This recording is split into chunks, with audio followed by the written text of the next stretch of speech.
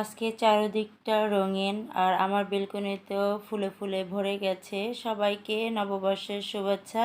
আসসালামু আলাইকুম। আমি পাপিয়া আছি আপনাদের সাথে।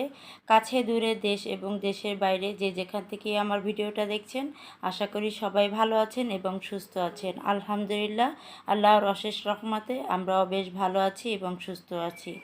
ওয়েলকাম করছি নতুন আরেকটি দিনে, আরেকটি ব্লগে। আশা করি আজকেরও আমার ব্লগ ভিডিওটা আপনাদের কাছে ভালো লাগবে। তো আজকে ভিডিওটা বেলকনি থেকেই শুরু করলাম। আমার বেলকনিতে আজ ফুলে ফুলে ভরে গেছে, অনেক ফুল ফুটেছে, দেখে ভালো লাগছে। আর এমনিতেই আজকে পহেলা বৈশাখ, চারদিকটা এমনিতেই রঙিন। চলে এসেছি রান্নাঘরে। আজকে আমরা পান্তা ইলিশ খাবো। তো কি আয়োজন করলাম, কি করলাম সেটাই আমার আপু ভাইয়াদের সাথে শেয়ার করব। তো এখানে আমি খেসারির ডাল নামিয়ে নিলাম আর আমি আজ ভর্তা করব। তো খেসারির ডাল আর মুসুরি ডাল মিলিয়ে একসাথে ভর্তা করব। তো এখানে আমি কিছুটা পরিমাণ খেসারির ডাল নিয়ে নিচ্ছি। আর এই ডালটা এমনিতেই ভর্তা আমার কাছে অনেক পছন্দ। তো এখানে আমি দুই রকমের ডাল মিশিয়ে ভর্তা বানাবো। তো সামান্য কিছু মুসুরি ডাল দিয়ে দিব। এই পর্যায়ে যারা আমার সাথে আছেন একটা লাইক দিতে ভুলে গেছেন, প্লিজ একটা লাইক দিয়ে ভিডিওটি কন্টিনিউ করবেন। আর আজ আমার চ্যানেলে যদি নতুন ভিজিট করে থাকেন, ভিডিওটি দেখার পরে কোথাও কোনো অংশ যদি একটু ভালো লাগে তাহলে আমার চ্যানেলটি সাবস্ক্রাইব করে আমার পাশেই থাকবেন। পাশে থাকা বেল আইকনটি বাজিয়ে দিবেন। আর এই কাজটা যদি আগে থেকেই করে থাকেন আপনাকে অসংখ্য ধন্যবাদ। তো এই যে দু ধরনের ডাল আমি মিক্সড করে নিয়েছি আর এখন ভালো করে এগুলো ধুয়ে আমি সিদ্ধ করতে বসে দেব। আর সকালবেলা উঠে কিন্তু আমি মাছটা আগেই ভিজিয়ে রেখেছিলাম, রেখে আবার একটু শুয়েছিলাম যে একটু পরে উঠি। আসলে এখন তো বাচ্চাদের স্কুল বন্ধ, অফিস বন্ধ, একটু এই জন্যে রিল্যাক্সে আছি যে একটু রেস্ট নিয়েছি। দৌড়াদৌড়ি দৌড়ঝাঁপটা তো শুরু হবে বাচ্চাদের স্কুল খুললে।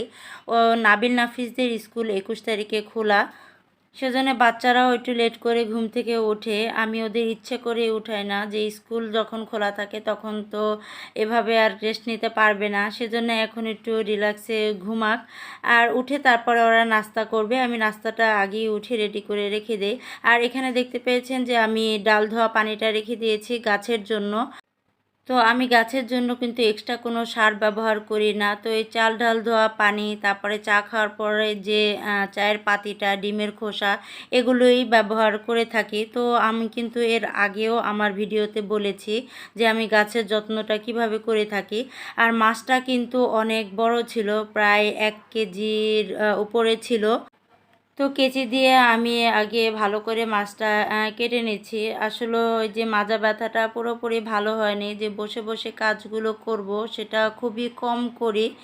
তো দাঁড়িয়ে দাঁড়িয়ে যতটুকু করা সম্ভব আমি করে নিচ্ছি। তো আপনাদের ভাইয়া বলছে তাহলে তুমি আমাকে মাছটা আর কি সব এগুলো কেটে আর কি দাও, আমি তারপরে কেটে দিচ্ছি বসে বসে। তো আমি বললাম না, তুমি বাচ্চাদের সাথে শুয়ে আছো, শুয়ে থাকো, যদি আমি না পারি তখন আমাকে হেল্প করতে আসো। আর তুমি যদি পারো একটু উঠে আর কি বেগুন যদি নিয়ে আসতে পারো তাহলে তা মানে নিয়ে এসো। তো সে আমার এক ভাই আছে, তাকে ফোন দিয়েছে, যে মানে সবসময় তাকে দিয়ে আর কি বাজার টাজার করানো হয় যখন সে কোনো কাজে ব্যস্ত থাকে। তো সে ভাইকে ফোন দিয়ে বলল যে বেগুন নিয়ে আসার জন্য। তো আসলে এখনও তেমন একটা দোকানপাট খোলেনি। তো বেগুনটা আর কি গোল বেগুনের কথা বলেছিলাম, সেই গোল বেগুনটা আর কি পায়নি। তো ভাই যা মানে বেগুন পেয়েছে, লম্বা বেগুন পেয়েছে, সেটাই নিয়ে এসেছে। তো গোল বেগুনটা আর কি ভাজি করলে একটু খেতে ভালো লাগে, আর লম্বা বেগুনটা ভাজি করলে জানি কেমন লাগে, মানে দেখতে সুন্দর দেখা যায় না।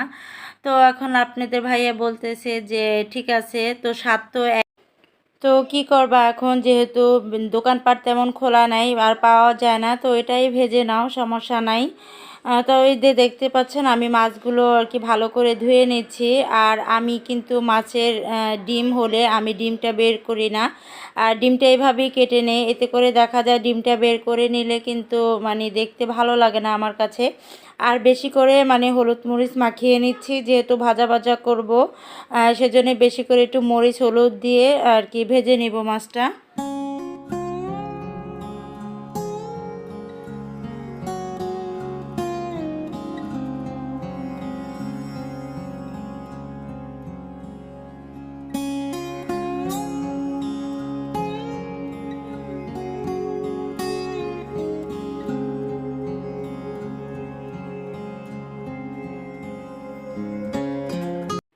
তো ইলিশ মাছ ভাজা দিয়ে গরম গরম ভাত খেতে কিন্তু খুবই ভালো লাগে।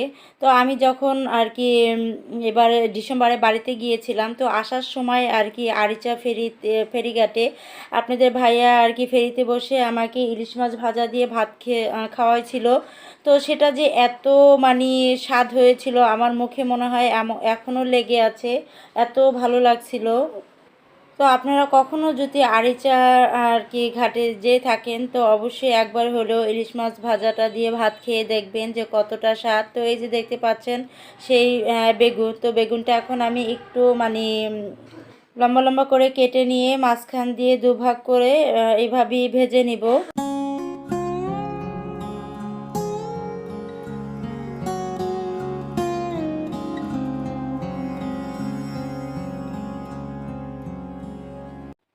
আসলে আমার ছোট ভাই আর আমার ছোট ভাইয়ের বউ আর কি বেড়াতে এসেছে ঈদের পরের দিন। তো ওদের আসার কথা ছিল ঈদের আগে, তো ঈদের দিন আর কি আসেনি। তো বলতেছে আপু ঈদের দিন আসবো না, ঈদের একদিন পরে আসবো। তো ও এসেছে। আসলে বেগুনটা ভাজা ওর জন্যই বেশি আর কি করা, কারণ ও বেগুন ভাজাটা আর ভর্তাটা খেতে অনেক পছন্দ করে। সেজন্য আর ওকে যদি না খাওয়াইতে পারতাম তাহলে আর কি মনটা অনেক খারাপ লাগতো। আর আম্মু থাকতে তো ও যেটাই মানে খেতে চাইতো সেটাই করে খাওয়াইতো। আর এখন তো আম্মু কাছে নেই আর কি। তো আসলে আমার ভাইয়ের বউটাও কিন্তু অনেক ছোট, তারপরেও চেষ্টা করে ওর মন পছন্দ খাবারগুলো রান্না করে দিতে। ও যখন আমার কাছে এসেছে, তো যে দুদিন থাকুক না কেন ওর পছন্দের খাবারগুলো, মানে ও যে খাবারগুলো খেতে পছন্দ করে তো সেটাই করে খাওয়াতে চেষ্টা করব। তো ও বেশিরভাগই কিন্তু ভর্তাটা খেতে পছন্দ করে, অনেক ভর্তা ভাত ঝাল ঝাল করে খেতে পছন্দ করে। তো সেটাই করে দেওয়ার চেষ্টা করছি। তো ও বলে বারবার বলে আপু তুমি অসুস্থ, এত ভর্তা করার দরকার নেই। আমি কে থাক ভাই, তুমি এসেছো, তোমাকে করে খাওয়াতে পারলেও আমার ভালো লাগবে।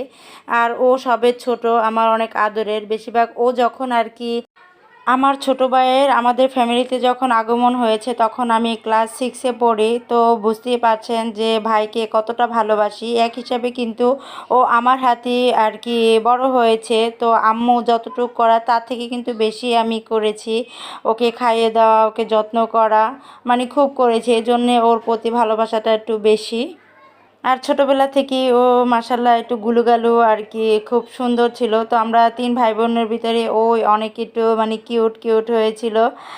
তো আসলে আমরা কিন্তু যখন মানে ছোট বড় থাকলে, ছোট ভাই বোন থাকলে কিন্তু আগে এরকম একজন আরেকজনকে আর কি যত্ন করতো, কিন্তু এখনকার জমানায় কিন্তু সেটা আর হয় না। বেশি দূরে যাব না, আমার ঘরে আমার ছেলে, আমার মানে বড় ছেলে আর ছোট ছেলে কিন্তু 5 বছরের ডিফারেন্স। তারপরেও কিন্তু দুই ভাই একজন আরেকজনের সাথে সব সময় খুনসুটি লেগেই থাকে। আর আমরা যে 3 ভাই বোন, আমরা কখনো কিন্তু এগুলো করিনি, আর মিলেমিশে থেকেছি।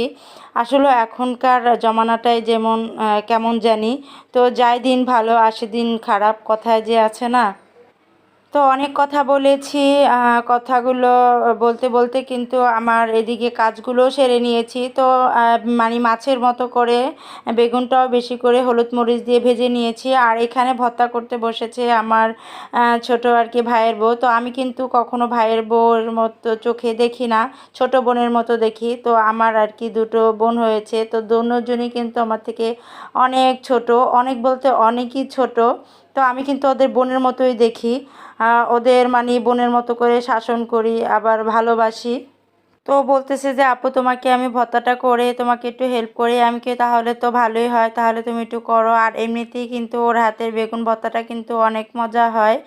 তো আমি বলছি ঠিক আছে তুমি ভর্তাটা করো, আমি অন্য অন্য কাজগুলো করে নিচ্ছি। তো এই যে দেখতেই পাচ্ছেন যে ভর্তাটা করা হয়ে গিয়েছে। আর এখানে ওই যে বেগুন ভর্তাটা করে নিচ্ছে, আলু ভর্তা।